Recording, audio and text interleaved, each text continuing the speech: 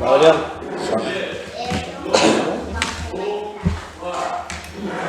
Muito boa noite, senhores telespectadores, internautas, aqui nos acompanhando pela TV Mon HD, canal 6 da NET Claro, diretamente dos estúdios aqui em Montenegro, no Vale do Caí, para mais uma segunda-feira aqui hoje falando sobre maçonaria, mitos, mistérios e verdades.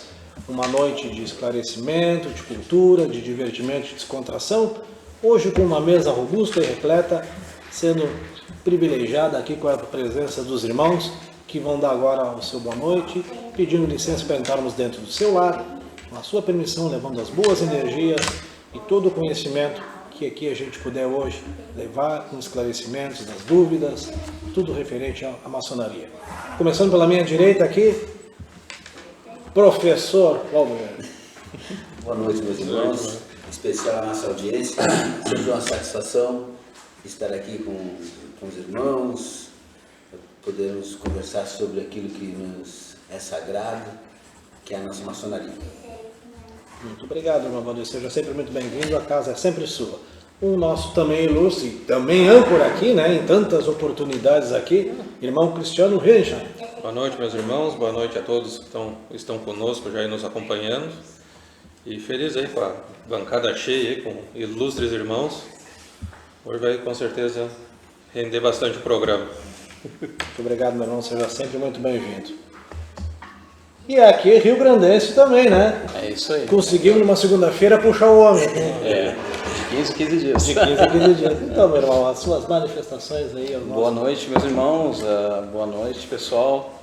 É muito bom poder estar aqui para a gente conversar um pouco mais sobre a maçonaria, sobre os seus princípios, sobre as coisas que nos fazem crescer e o que a gente pode passar, né, para o público para desmitificar muitas coisas que são faladas. Estamos no ar? Voltamos? Voltamos ao ar aqui. Então, agora com o irmão Marco Antônio Mariotti fazendo sua apresentação. Estamos de novo. Boa noite, meus irmãos, boa noite aos nossos telespectadores.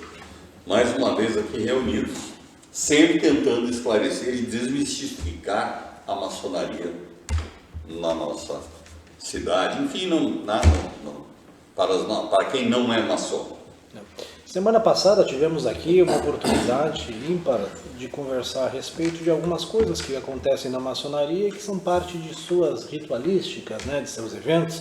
E abordamos aqui o irmão Mariotti junto a um evento que estava sendo preparado pelos demais irmãos, e até por isso muito bem justificado a ausência, né, que era um jantar ritualístico que foi programado comemorativo ao aniversário da loja Rocha Azul. Foi tudo tranquilo? Tudo tranquilo, tudo justo e perfeito. Hoje foi uma bela noite. Tínhamos 53 irmãos participando dessa sessão. Tivemos presenças ilustres também de uma comitiva do Gorgos, que veio aqui para nos prestigiar também. E juntamente o irmão Rafael também pela República Rio Grandense e alguns irmãos também se fazendo presente, entre outras lojas. Foi uma noite muito bonita em que a loja também foi agraciada, né? A Rocha Azul recebeu a medalha da Estrela Farroupilha, que equivale a 75 anos ininterruptos de atividades. Que maravilha, né? E no mês de agosto, um mês muito especial para a maçonaria, né? Um mês que comemora-se o Dia do Maçom e tantas festividades, assim como o próprio já citado aqui, o aniversário da Rocha Azul. Agosto. Só para complementar, com relação ao nosso jantar ritualístico em homenagem ao aniversário da nossa loja, e aí alguém pode dizer assim, vocês surgiram em 1945,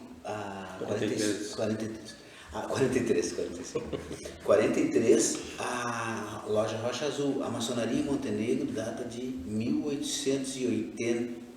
9 é o prédio? Não, 91 é o prédio. 95 é o prédio. 95 é o prédio, mas já existia anteriormente isso. Então, a maçonaria em Montenegro, olha só, é de 1880 e alguma O coisa. detalhe é que o nosso prédio ele foi construído para ser uma loja maçônica. Isso, foi construído por uma loja maçônica, um prédio bem antigo, muito bonito. Né? Se quiserem conhecer, a na gente pode verdade, colocar alguma até- coisa que é muito bonita. Claro, é verdade. Relatos de maçonaria em Modéstia à Montenegro. parte. Nosso plano. E alguns livros a gente tem desde 1867. Nossa, a maçonaria em Montenegro era bastante antiga. Já E antes, aí, longa antes de ser história boa. cidade, né? Se for parar para pensar, antes de ser uma cidade, Montenegro, que era distrito de Triunfo, já se... Exatamente. E ela foi fundada como o prédio ali, né? Começou inicialmente como uma loja do GOB, né? Isso. Do Grande Oriente Do Brasil. do Brasil, né? É verdade, é isso. Depois ela bateu colunas, teve, parece que uma das grandes lojas também. Sim. Né? Tivemos, olha, eu não tenho de memória, assim, mas eu acho que foram 4 lojas, acho. Eu não tenho toda a certeza, mas foram 4 lojas antes da loja Rocha Azul, que daí, graças a Deus, estamos até hoje com a nossa história. Mas sempre relembrando aqueles irmãos, né, que fundaram, né, que doaram aquele terreno, que construíram. É verdade. Pedras, nossas paredes, pedras mais de um metro, mais de um metro, mais Entalhadas 50. Entalhadas a ponteiro. Exatamente. Nós estamos passando por alguns problemas técnicos aqui, nossos telespectadores e os internautas. Em breve aí nós estaremos liberando os links aí para poder haver a interatividade aos que nos acompanham habitualmente aí. A propósito disso, Vamos dar continuidade. Até peço ao irmão Giovanni que se puder ir até a técnica ali para tentar ver se já estamos resolvendo a questão do link, que já estão nos demandando aqui os nossos seguidores, o que é sempre um prazer poder estar conectado aos irmãos e a gente poder trabalhar nessas segundas-feiras, mesmo à distância, temas que sejam de interesse comum e de cultura a toda a família maçônica, né? Bom, falastes ali sobre o Gorgs, né? Mas eu acho que o pessoal não sabe o que significa Que é Gorgs, né? Então eu acho que sempre é bom a gente... Eles falassem a bater colunas.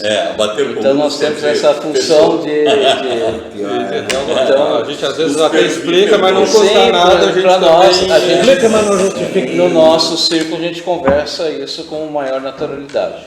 Mas o Gorgs, então, pessoal, é o Grande Oriente do Rio Grande do Sul. Né? E temos outros segmentos, né? Que é outras potências, perdão. E uma se chama GOB, Grande Oriente do Brasil.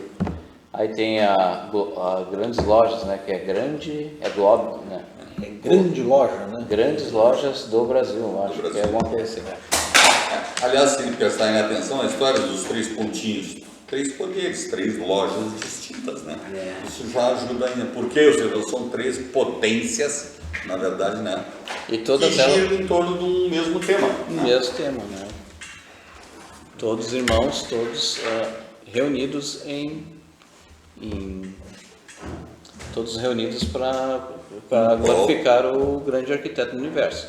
Quando falamos de grande arquiteto do universo, falamos, claro, em Deus, falamos num princípio criador, a qual cada um tem a sua fé e a sua relevância. E cada estado tem o seu Grande Oriente, né? O nosso Grande Oriente do Rio Grande do Sul, nós temos Santa Catarina, Paraná. O GOS de Santa Catarina. Isso, exatamente. Então são os Grandes Orientes dos estados, né? Independentes. Que são independentes. Goiás. Claro que uma grande federação, mas são independentes, né? Nós falamos numa outra oportunidade sobre a organização, né? Usamos o mesmo princípio federativo, né? Temos as lojas como se fossem os municípios, depois temos as regionais, as delegacias, que poderiam ser os estados, temos o poder central, que é o GORG, no nosso caso aqui é o GORGS, e além disso nós temos ainda a Assembleia Legislativa, temos o Poder Judiciário, que é tudo, evidentemente, de maçons, né? Composto por maçons. Isso é muito interessante porque as pessoas acham que a maçonaria se resume a um encontro de irmãos unidos por um ideal, mas que ficam restritos. E ela não, ela tem uma estrutura administrativa quase como um estado, como um país, parlamento, assembleia, procuradoria e dentro das próprias lojas uma hierarquização administrativa. Também. Né? Ou seja, são CNPJs, como eu diria, né? Isso. Dentro de um grande holding, né? É verdade. Holding. Bem bolado, Né? pensado. E que, de certa forma, é para fazer o funcionamento de uma maneira. E as potências aqui, como falou o irmão, é a grande mentora que faz esse regimento para que os vagõezinhos não saiam do trilho, como se diz, né? Verdade. Perfeito, isso aí. Muito bom. Sabe que numa outra oportunidade nós falávamos sobre tudo que tem dentro da loja, né? Nada foi por acaso, nada caiu dentro da loja. É simbólico, paraquedas. tem um símbolo. Tem um significado, tem um simbolismo. E nós falávamos sobre isso aí. E um dia nós falamos aqui sobre a corda, né? Lembra? Sim. Nós falamos sobre a corda e falamos para a nossa audiência, explicamos que significado. Só tem um detalhe, hoje quando eu vinha para cá eu estava pensando assim, nós não explicamos por que a corda caiu lá dentro, né? Por que a corda está lá dentro? Porque hoje, quando a gente passa numa construção, o que separa a construção? Os tapumes, né? Os tapumes. Era a corda. Mas se Era a pensar, corda que separava. se associar com o nosso Demarcava, 7 de setembro, demarcava o teve que local. se desfilar da 7 de setembro aqui no centro Sim. de Montenegro, lembra? Sim. Que separava o povo do desfile, era uma corda. Exatamente. Então, separava a área de trabalho dos maçons, era uma corda. Exatamente. E claro, e depois tudo que nós herdamos isso, a gente É mais fácil a gente herdar. Nós maçons. Nós maçons, nós herdamos todo esse conhecimento, todo esse simbolismo e nós preservamos, né? E naquilo que a gente pode melhorar, a gente vai fazê-lo. E a corda é essa aí, daí nós falamos, então coloca lá dentro os símbolos, né? Tem lá o maço, o cinzel, a régua, o compasso, os quadros, e isto com os especulativos nós acabamos dando um simbolismo, né? Tu quer me dizer que tem especulação dentro da maçonaria? Não é bem essa especulação, mas Sim, mas não não é essa aí, não, mas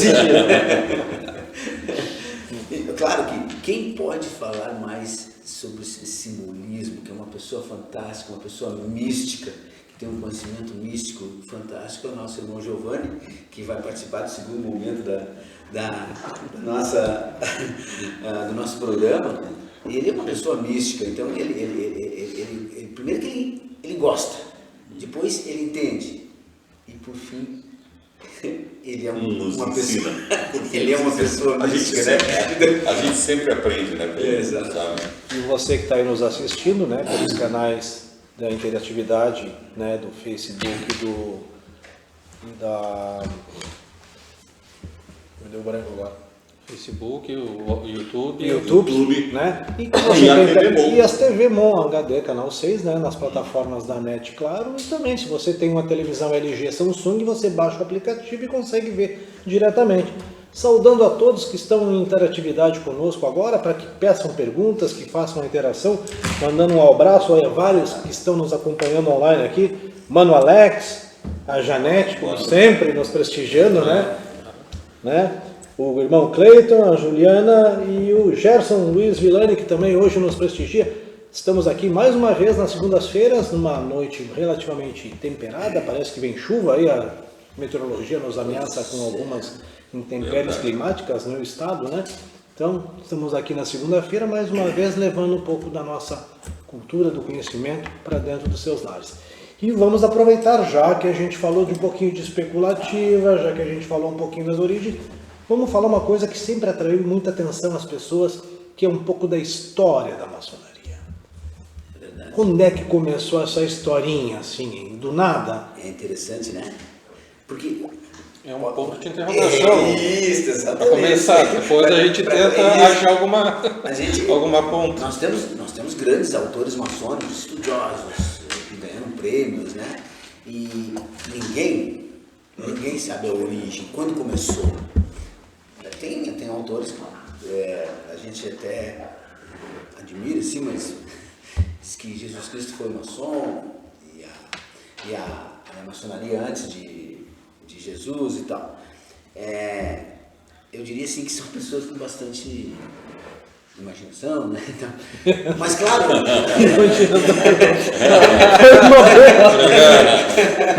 mas Base de água fria. exatamente. Eu já não creio nas bruxas. Mas eu entendo. Eu acho que cabe a nós entender quando as pessoas falam dessa forma. É quando alguém diz assim, Jesus Cristo foi maçom. Não estava pensando em Jesus Cristo como um avental e tal, participando de uma loja. Ele estava pensando nos valores. Nos valores, né? Os valores. Então, se pensar bem, a gente segue, ou pelo menos tenta seguir os valores. Né? Então eu sempre imagino quando eu leio alguma coisa a respeito, né? Já existia. Bom, se nós formos falar em valores, evidentemente, né? Sempre teve pessoas Até porque tem um detalhe, né? Muitos também afirmam que já começou na época dos egípcios. Também. Já seria, acho que, um pouquinho, bastante para trás da época de Jesus Cristo. Então, sim, é interessante que nós temos autores em que vinculam algumas questões do Egito, por exemplo, o faraó era imorrível, não é? Imortal, obrigado. Ele era imortal. Só que ele não era, né? Ele morria. E como é que os caras explicavam isso, né? Como é que eles explicavam? Bom, na verdade eles tinham um cerimonial, eles tinham toda uma cerimônia em que dentro de um determinado lugar, um morria, mas o outro sobrevivia, não, renascia, né? Agora, e os caras estudiosos foram buscar lá nesses rituais alguma coisa para comparar com a maçonaria, né?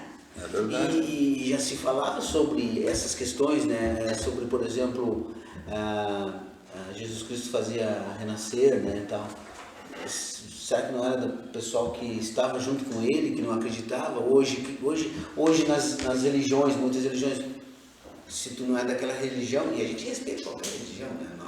Nosso fundamento é a grande briga da maçonaria com as religiões. Isso, e a gente respeita todas, né? Porque cada um tem o seu Deus. O Rafael falou no início ali, né? Não, Deus é o princípio o mesmo para todos. Porém, o nome não é o mesmo para todos. O nome é o que tu dá. Agora, esse ser onipresente, onipotente, que esse é uno. Esse é único. É verdade. Não tem 10 deuses lá de braços cruzados esperando seus fiéis rezando. Não, é para ti, é para ti. Não. Né? E o que pelo menos para nós, o que é importante? É importante que tu acredite nesse ser supremo. É aquele ser incriado, criador, que se explica por si só. Isso, exatamente. Uma coisa meio estranha da gente tentar definir, mas... mas eu acho que quem acredita em Deus, eu acho que acredita nisso que tu falou, resume bastante, né? É o ser criador que se resume em si próprio, né? Ele criou. Isso, e ele se explica. Ele se explica. Então a gente... É uma coisa impossível explicar Deus, né? Sim, mas fé, né? para nós é uma coisa... É a fé, é isso aí. É uma coisa muito particular, né? Eita. Aí a gente na semana passada entrou numa dessas assim e já começamos a divergir, falar em teorias muito bacanas. Tem passando um meteoro, alguma coisa aí, não é um meteoro, é uma rocha enorme. Tipo, eu não sei se são 200 quilômetros, o troço vai quase na velocidade da luz, tá? Não tanto, né? 245 mil quilômetros por hora e os caras não sabem o que é. Já é o terceiro que passa. Então é isso, quando tu recebe a luz, né? se tu não é crente, aqui eu falo crente que crê, né? Sim, claro. Não aquele que as pessoas costumam dizer que crente é de uma determinada religião. Não, a pessoa que crê. Quem crê. Então, se tu não é crente e passa a crer, tu recebeu a luz? Exatamente. Por definição. Né? E aí vem aquela questão. E a luz é o conhecimento, mesmo que seja fé. E a luz resplandece nas trevas. É isso aí. E aí voltamos àquela fala que nós tivemos em outros momentos aqui sobre a posição do tempo, que é para onde o sol nasce, né? O sol que representa o conhecimento, a luz. Então, tudo é simbólico, mas dentro tem um significado muito interessante para todos nós, né? Muito bonito. Na verdade, acho que tudo se interlaça de uma concepção, onde a gente já abordou em programas anteriores, que a maçonaria ela é perfeita, infelizmente feita por seres imperfeitos, né, que é o ser humano, né, que é um ser fruto do pecado original. Então, ela em si tem um dogma muito perfeito. E ela, ao longo da sua história, ela se apropriou de várias simbologias para poder traduzir isso de uma maneira figurada, os seus conceitos que ela tenta transmitir de moral, de ética, do trabalho, né? Porque o trabalho faz parte da concepção humana, é necessário, né? O homem produzir o seu sustento, né? Amparar a sua família. Então, dentro da sua história, ela se apropriou de simbologia, daí as ferramentas na imagem do pedreiro, né? Do construtor, né? Com as suas graduações para poder puxar dentro disso aí. E é sempre muito interessante, né?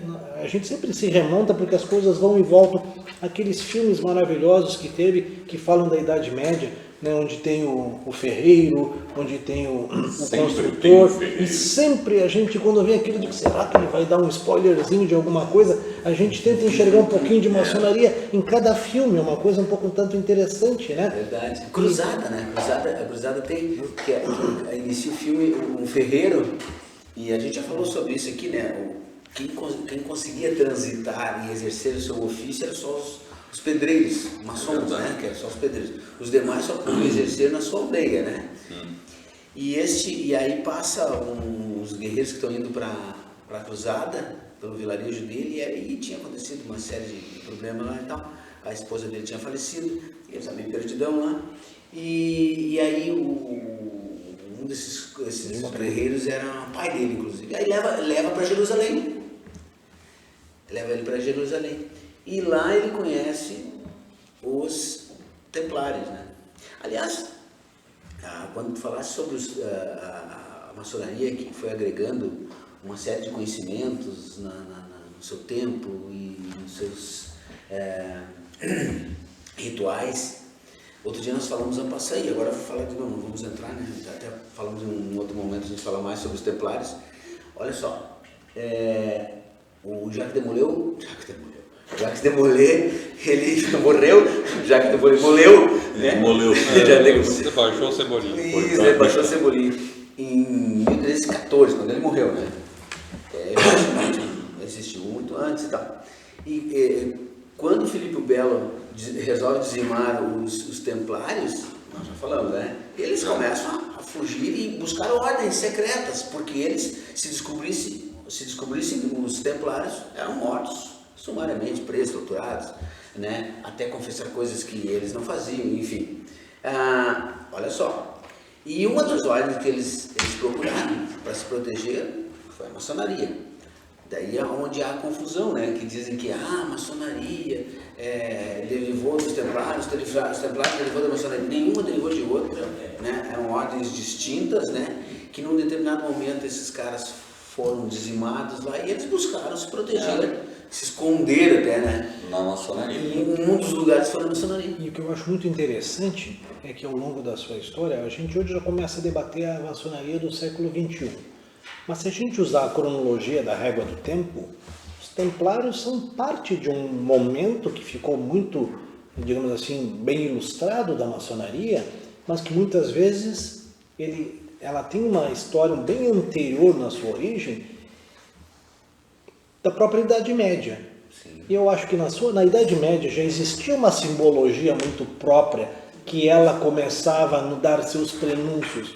E eu gostaria que o Cristiano me falasse aí, né, da simbologia das coisas da Idade Média, porque assim, é por ali que a maçonaria começou, dentro das guildas, dos construtores, aquela coisa. E ela ali começou a misturar a maçonaria operativa, eram os pedreiros em si, para a maçonaria especulativa. Ali começou essa transição, até pelo forte nome então que essas associações de pedreiro tinham na época. Muitos acabavam participando, se recolhendo até para se proteger. E aí o que acontecia? Começou ali então essa mudança até chegar no 1717, onde se fundou a grande loja da Inglaterra. E pegando um parêntese, dentro da Idade Média, a história média da Idade Média, ela se confunde muito porque a cultura e o ensino era privilégio de poucos. Sim. Né? A leitura era um privilégio de poucos. Né? E dentro disso, Existia uma segmentação social onde era o feudalismo, o senhor do castelo, e ali os artífices ou os oficiais, que eram as pessoas que detinham algum tipo de arte, de capacidade, como a gente falou, o artesão, o ferreiro, o construtor, o mestre, que eram pessoas que, às vezes, em função até de um contexto persecutório, meio que se encontravam na clandestinidade, né, para poder trabalhar as suas crenças. Eu penso que aquela pessoa que tinha algum conhecimento profissional, naturalmente ia assim, se incorporando ao grupo, que era um profissional em determinada área, né? Por isso que se falava em maçonaria operativa, trabalhavam, maçom significa pedreiro, né? Então, eles trabalhavam e detinham o conhecimento profissional e resguardavam e cultivavam aquele conhecimento, né? A partir dessas perseguições aí, que a maçonaria começou nas guildas ali, né? Que eles começaram a pegar esses outros que eram, né, perseguidos e colocar dentro. E eu acho que foi onde houve a alteração da operativa para simbólica. E quem trabalha se especializa e bota preço. Né? Exatamente. E se a gente for trabalhar um pouquinho nas datas, o que eu estou falando assim é de leituras, né? A leituras são um terreno pantanoso, mas é muito bonito mesmo. De conclusões, sabe qual é a fonte, né?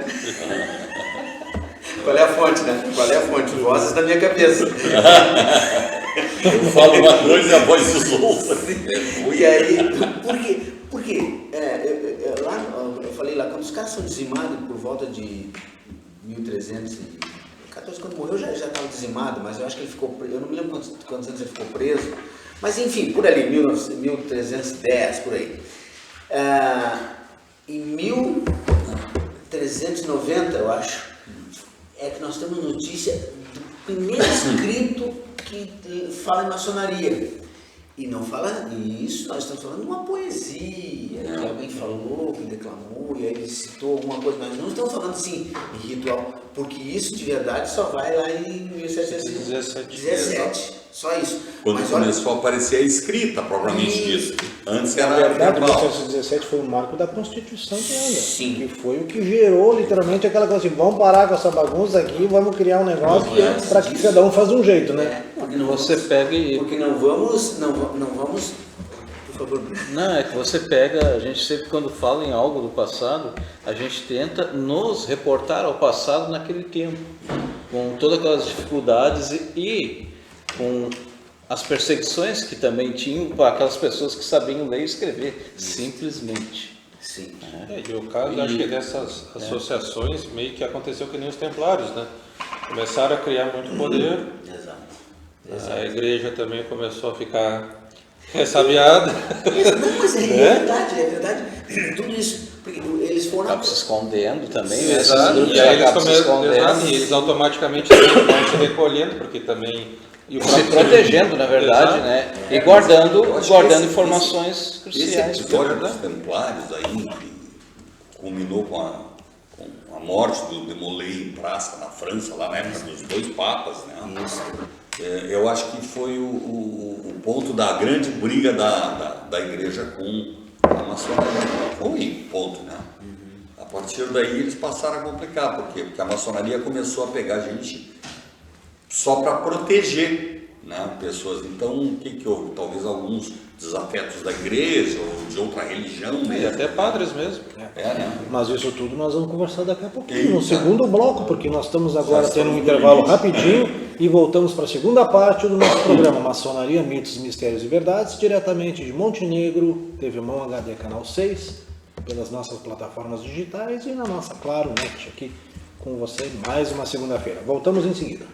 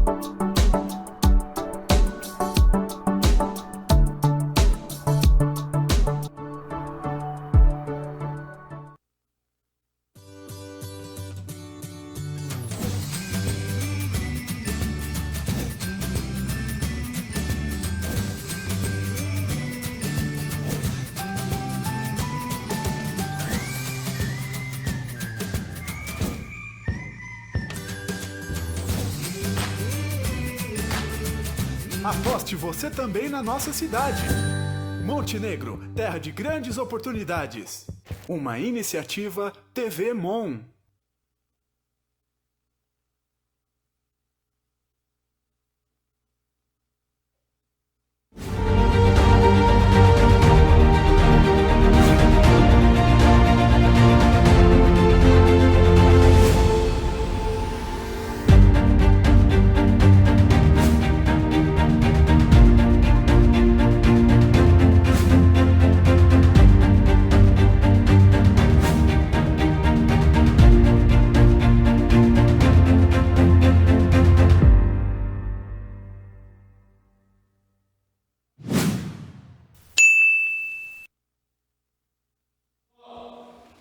E voltamos aqui para o nosso segundo bloco do nosso programa Maçonaria, Mitos, Mistérios e Verdades, diretamente dos estúdios da TV Mon HD Canal 6, NET Claro, Montenegro, Vale do Caí. Agora recebendo para o nosso segundo bloco a ilustre presença do irmão Giovanni, que sempre nos brindou aqui com o seu conhecimento, já foi citado e agora vai dar sua apresentação aqui, né? Boa noite a todos os colegas, boa noite, Kremer, obrigado pelo convite. Agradeço muito a quem está nos assistindo em casa agora, muito obrigado pela companhia. Eu queria acrescentar algumas informações, posso? Deve.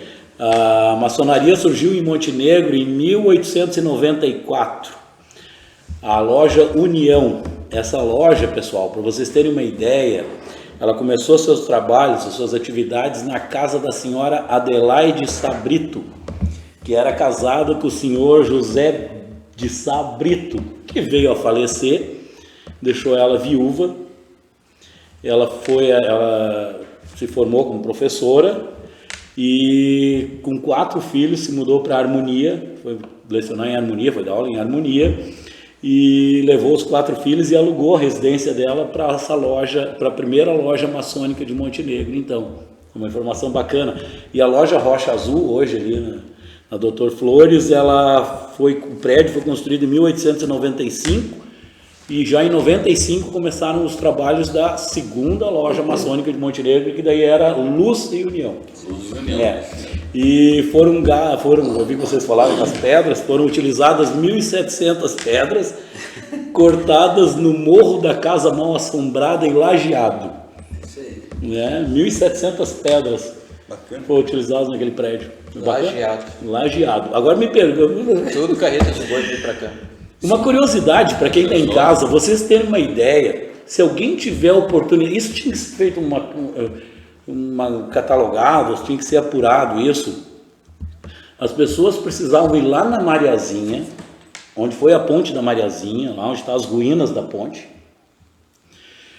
e fotografar aquelas pedras. Tinha que se resgatar as pedras que estão lá primeiro. Porque as pedras estão empilhadas, os pilares da ponte da Mariazinha estão lá empilhados, estão lá desamontoadas, as pedras sendo aterradas lá pelo rio. Mas resgatar aquelas pedras, porque elas têm um entalhe característico que tem na loja maçônica. Elas são picotadas, elas não são cortadas no veio, elas são picotadas, cara.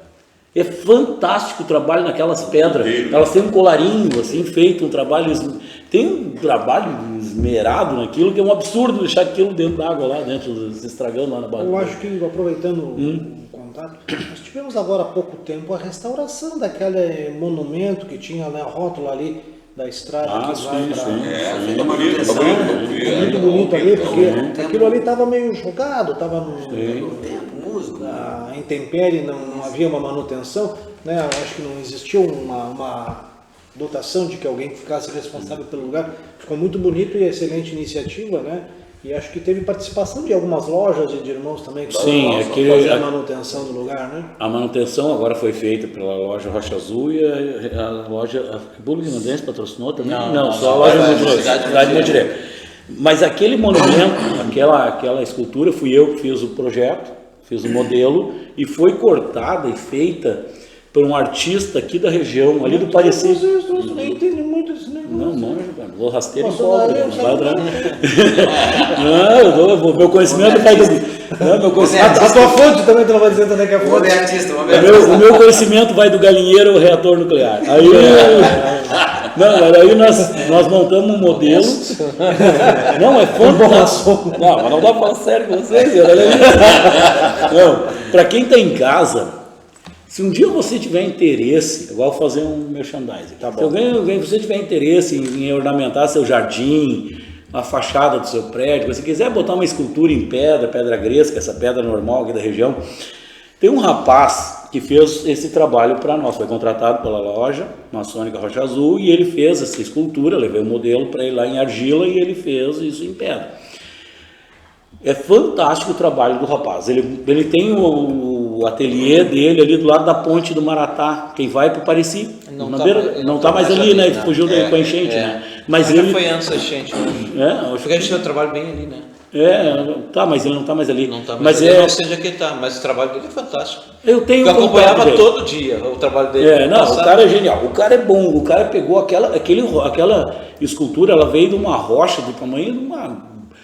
Ele achou um bloco solto numa pedreira, foi lá com uma máquina, removeu, ele cortou, tirou um pedaço dela, de uma rocha gigante, ele foi esculpindo com um ponteiro, uma marreta, e ele foi rachando aquilo. E ele trabalhou aquilo... Como nos velhos tempos. Eu estou focando coisa ali. Aí, esse rapaz trabalhava exatamente como os maçons trabalhavam na Idade Média. No cinzel e na marreta. Batendo. E essas pedras que a gente tem, que tem na Mariazinha, que tem na loja Rocha Azul, e tem no cais do Porto algumas pedras são assim, cortada toda ponteada. Provavelmente da mesma fonte. Na estação também. Na estação. Eu sei que eu vim em algum outro lugar, agora desculpa que eu estou falhando, eu não me preparei para A isso. estação foi, quando eles começaram a reformar, eles começaram a cavar ali e tal. Aí cavaram, descobriram um andar para baixo. Aí começaram a cavar, tinha mais andares, não vamos cavar. Claro, porque aquilo ali foi aterrado. Né? Tem um corão bacana. Os caras fizeram lá embaixo, o mesmo nível do Oswaldo Aranha. Mas é fantástico o trabalho de escultura. E essas pedras que tem na loja Rocha Azul, elas são, para você ter em casa, elas são tão pesadas que eles botavam tacos de madeira. Nós cortamos uma parede ali, que foi feita uma mudança. Elas têm meio metro de largura a parede, e a largura da pedra. E eles cortavam tacos de madeira para nivelar a pedra. Aí eles botavam a massa e batiam até ela calçar no taco de madeira. Ela ficava calçada no taco de madeira. Quando nós cortamos a parede, nós começamos a dizer, porque não vamos resgatar essas pedras, que nós estamos tirando da parede. Foi uma porta que nós fizemos, né? Tava lá os tacos de madeira, nivelando a massa. Fantástico isso, é um trabalho. Tu vê, hoje os caras concreto, tem uns caixotão, umas coisas. Mas estamos nos aproximando já da segunda virada do mês de agosto, né? Um mês que está passando muito rápido, né? Eu tenho a impressão de que agosto está passando muito rápido. E temos agora já previsto, parece que na próxima semana, ou final de semana, um evento na Rocha Azul, que já é um evento tradicional. Sim, né? É um evento histórico. O nosso tradicional almoço que a gente dá para os alunos da PAI. Né?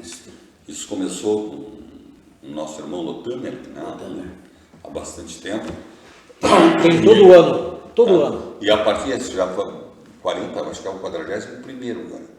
Eu não tenho certeza, mas eu tenho impressão que é o 41º. Nós andamos fazendo a conta o ano passado e me parece que seria o 40º. A gente não tem exatamente certeza, tem que olhar a data. Não, nós temos esse número, eu estou preocupado aqui porque eu ouvi hoje o número certo e eu não me lembro.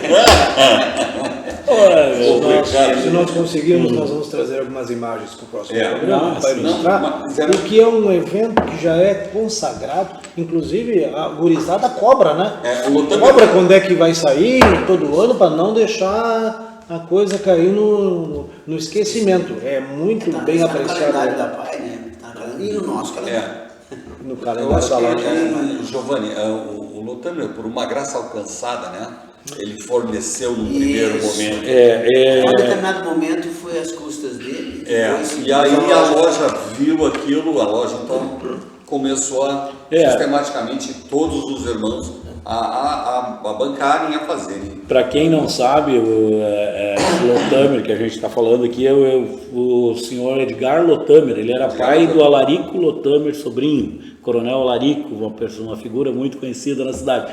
E o Edgar Lotamer era um camarada, era um maçom fantástico, um maçom raiz, assim, ele tinha um desprendimento, porque os primeiros, se eu não me engano, os primeiros 10 almoços da PAI, ele fazia do bolso No dele. primeiro momento Era tudo investimento dele. E ele era um homem de poucos recursos, lembrando sempre. Né? Isso é uma coisa importante, né? Porque pequenos gestos ficam muito marcados e Marcou a são de muita história. representatividade, né? Aí os alunos da PAI, para eles, esse é o evento do ano, né? Pelo menos você sabe. Em Então, setembro eles têm tem que alguma ir, coisa sabe? de interessante para acontecer em setembro ou não?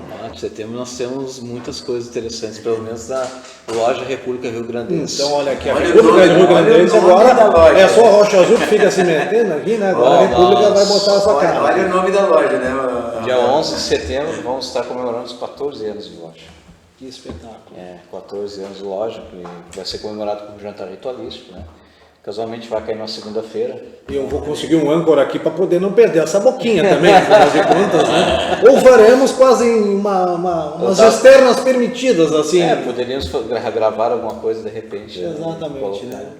É uma coisa a gente se organizar.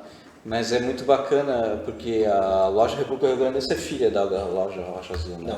A gente tem um carinho muito grande pela Rocha Azul. Conta mais para o nosso telespectador, para o nosso internauta, as origens da República. A Originalmente ela nasceu aonde, a sua história, a sua tendo que se modificar a sua logística em função das questões de climáticas, né?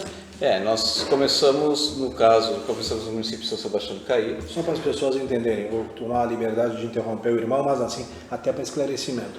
Existe um templo na rua Doutor Flores que pertence à Rocha Azul, mas esse templo também é compartilhado por outras lojas que também são de maçonaria em dias distintos e que praticam maçonaria da mesma forma, com o mesmo brilhantismo, simplesmente em dias diferentes. São lojas com administração independente, diferente. Aqui temos o venerável mestre da loja, né? Isso aí. Você falasse nisso, eu fui numa reunião no sábado passado, retrasado, da 9ª delegacia, e foi lá na loja Confidência, lá em São Leopoldo. Aquela loja, ela é alugada para 7 lojas, 7 oficinas, a mesma loja, para o Bob, para o Gorges e para as grandes lojas. Bacana, né? Bacana isso, né? Fora as E os demolês. E os demolês. E os filosóficos também. Mas a República... É justo, porque se pensar que nós temos Justo e perfeito. se a gente pensar que nós temos o nosso prédio, ele é uma loja que vai ter uma reunião por semana para a nossa loja, e tem outras lojas precisando, por que não? Se utilizam o mesmo prédio e assim a gente... É a questão da fraternidade. Eu acho que a gente trabalha muito isso. E eu tenho essa marca, assim, que eu gosto de colocar, é a questão da fraternidade. Mas a loja República Rio Grandense surgiu através de obreiros da loja Rocha Azul, principalmente o irmão Bola, lá do Caí, que construiu uma espécie de museu nessa história original. Ele, com alguns artefatos da Rocha Azul, da reforma da Rocha Azul. Depois que foi pro cupim, coisa e tal, ele foi lá, botou o cupim, foi lá, montou algumas coisas. Aí ele começou ele gostou daquilo e montou um templo lá. E alguns irmãos acharam que era necessário, naquele momento, se criar uma loja dentro da cidade de São Sebastião do Caí. E dessa maneira foi feito. Então, mas a nossa loja, ela nasceu dia 11 de setembro com essa marca de uma loja República Rio Grandense, vinculada sim às tradições gaúchas também, né? É uma loja direcionada, vinculada ao setembro, à Revolução Farroupilha em si. Tanto que o dia 11 de setembro é um dia muito especial, né, para a Semana Farroupilha. Acho que para o mundo inteiro virou, né? Por quê? Porque ela ali foi... depois sim. ali que Neto, né, General Neto, General Neto, proclamou a independência do Rio Grande do Sul, bem no dia 11 de setembro. Então é uma coisa muito bacana. Então a nossa loja nasceu lá, por alguns intempéries climáticos, e a nossa loja também era de madeira, e a coisa foi ficando um pouco mais difícil. A gente trabalhava com um aluguel lá, e então, em comum acordo, com a ajuda das grandes lojas, na época o nosso irmão, que era venerável, nos aceitou. Imagina. Com muito carinho. Obrigação. E a gente é muito grato por isso até hoje. E nós transferimos nossa loja para Montenegro até a gente conseguir, né, de uma maneira dentro da nossa organização, conseguir comprar alguma coisa, ou montar alguma coisa lá. Mas a loja em si funciona aqui em Montenegro, está funcionando muito bem.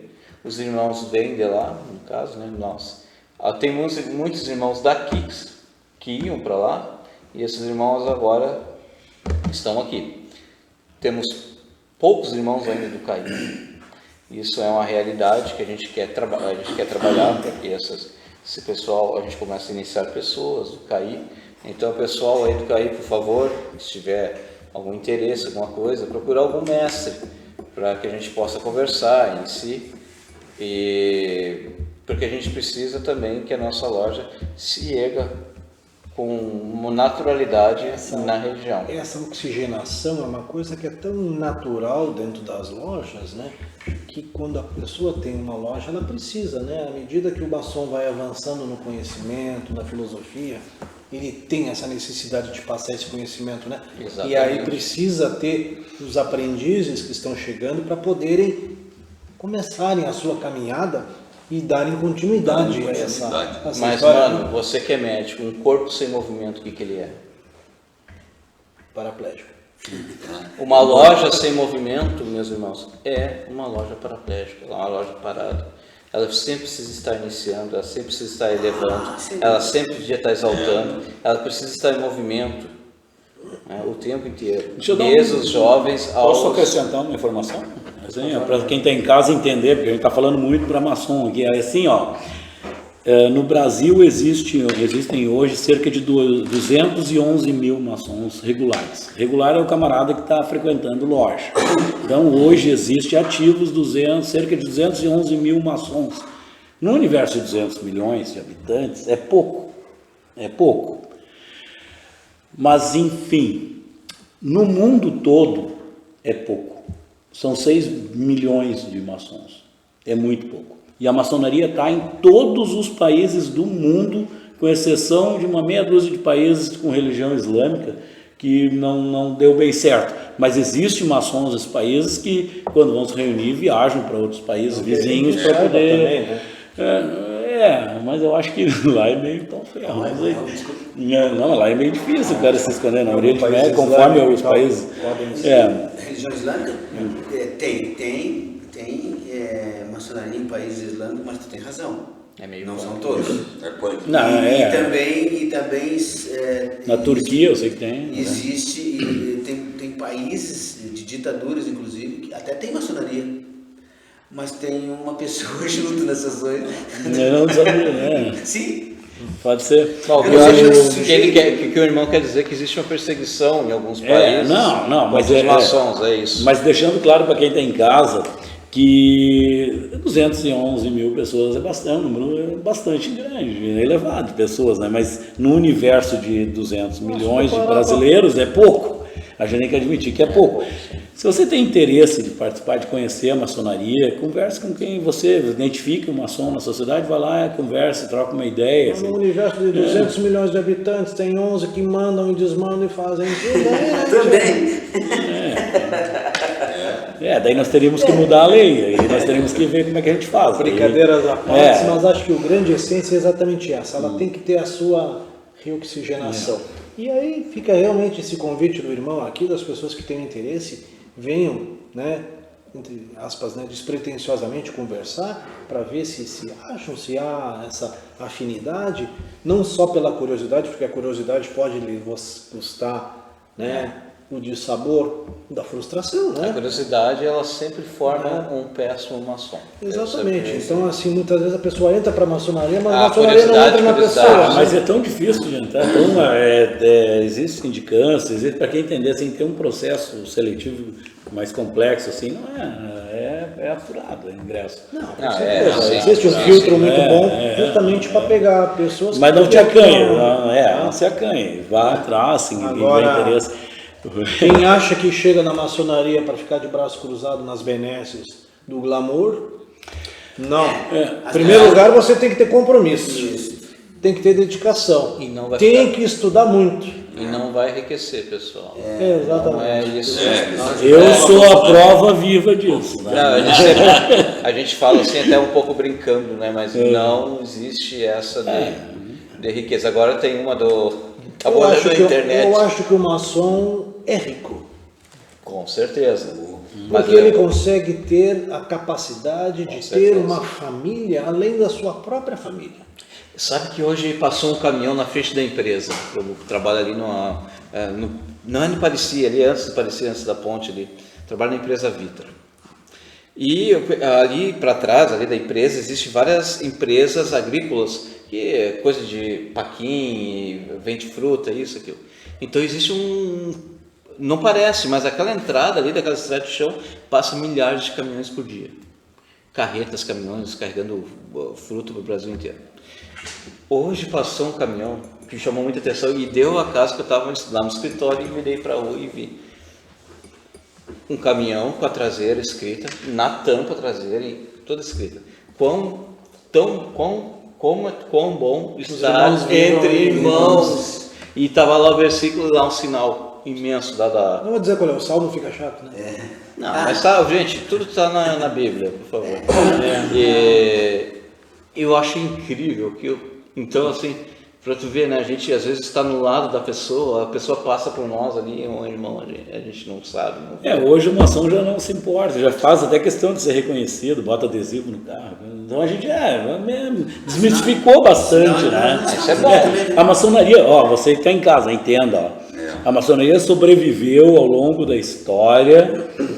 Ela não foi subserviente a ditaduras, ela sempre esteve presente na história e se mantém até hoje pela sua maneira de se manifestar, de se posicionar, né? No tempo que a maçonaria não se encontrava de forma regular e registrava em balaústre, em documentos, seus encontros, suas reuniões, ela era chamada de operativa, ela trabalhava construindo catedrais, mosteiros, templos, abadias para a igreja.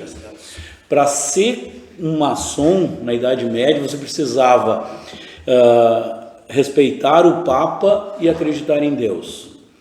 Então, o maçom era um funcionário da igreja. Então, praticamente todas as catedrais que tem pela Europa, que estão em pé até hoje, sobreviveram a 2 grandes guerras, sobreviveram a destruições, terremotos, está tudo lá, incêndio, e está tudo lá registrado como símbolos maçônicos nas suas pedras.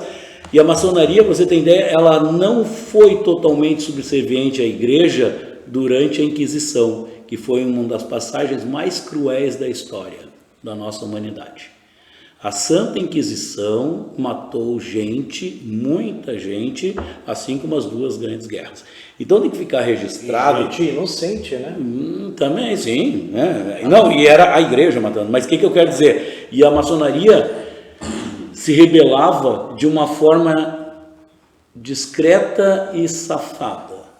Como eles eram trabalhadores e construtores das catedrais, as pinturas, porque os maçons começavam assim, é como um pedreiro, ele ia do alicerce ao telhado, fazia elétrica, fazia tudo, se tivesse elétrica,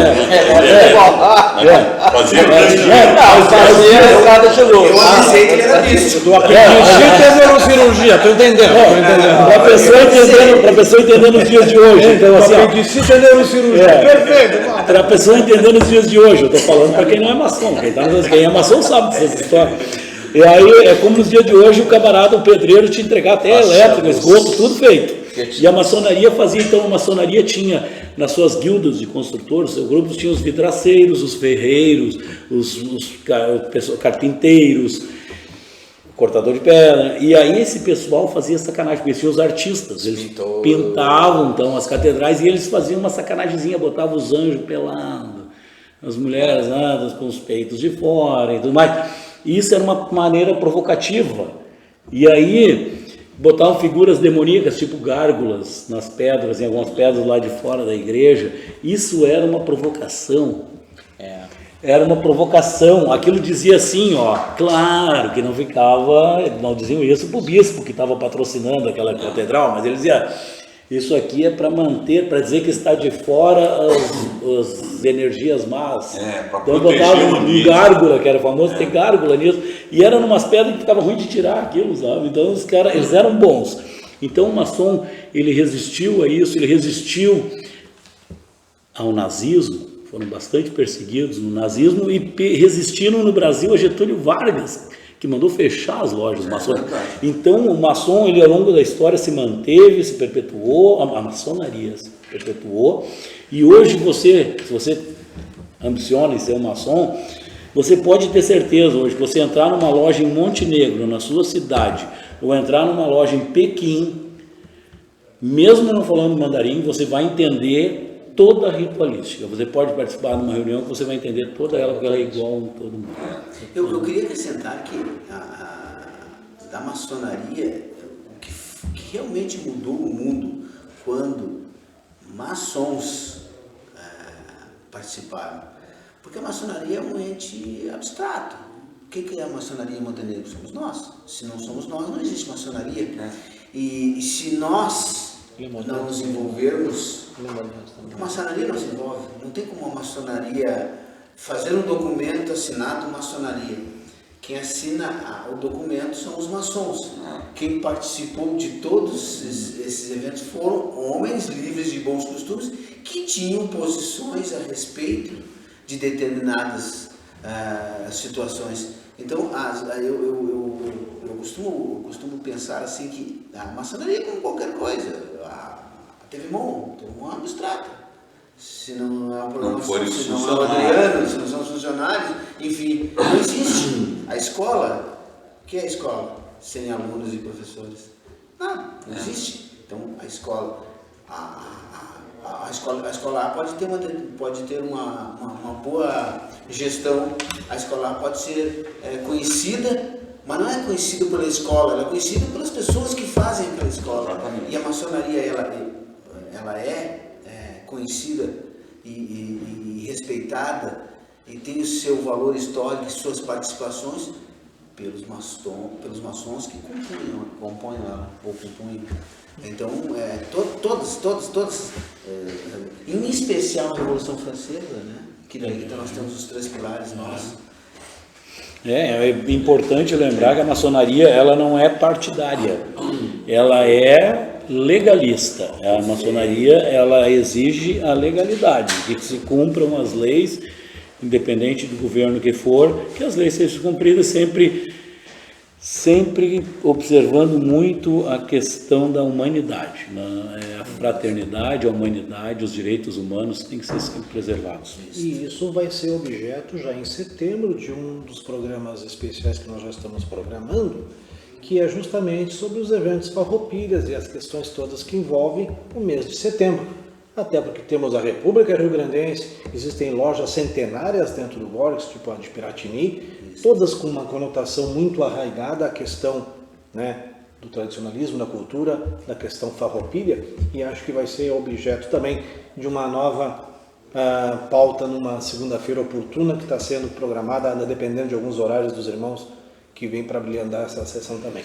Mas eu quero aproveitar também e dizer que nós também estamos trabalhando a ideia de fazer uma coisa diferente, né? Tu gosta de música? Eu gosto. Tu gosta de cinema? Gosto. Ele que Tu gosta. gosta de música? Gosta. E tu gosta de música? Gosto. Toca alguma coisa, Majote? Arranho. Pois eu estou tentando convencer o Marotti de um dia vir cantar para nós aqui, né? Eu tenho aqui no telefone ele cantando Fuscão Preto em inglês. Não foi Do lado de um Fusca Preto, lá na oficina. E nesse Tinha momento- um Fusca Preto, ele sentou, esse Fusca tá me inspirando, pegou o violão, lembrei ele, uma craviola de 12 cordas. O irmão Marotti é um bom violonista, vai trocar para nós aqui no dois programa. grandes artistas, né? Ah. Aqui é artista plástico É. e lá da música. E olha só. Tu tá precisando de um fiador. Modesto, Não toco nada, não. Eu tenho essa pessoa só pra te saber, não vou me destrar. E nós vamos programar esse evento aqui para descontrair, vamos fazer o irmão Marotti tocar.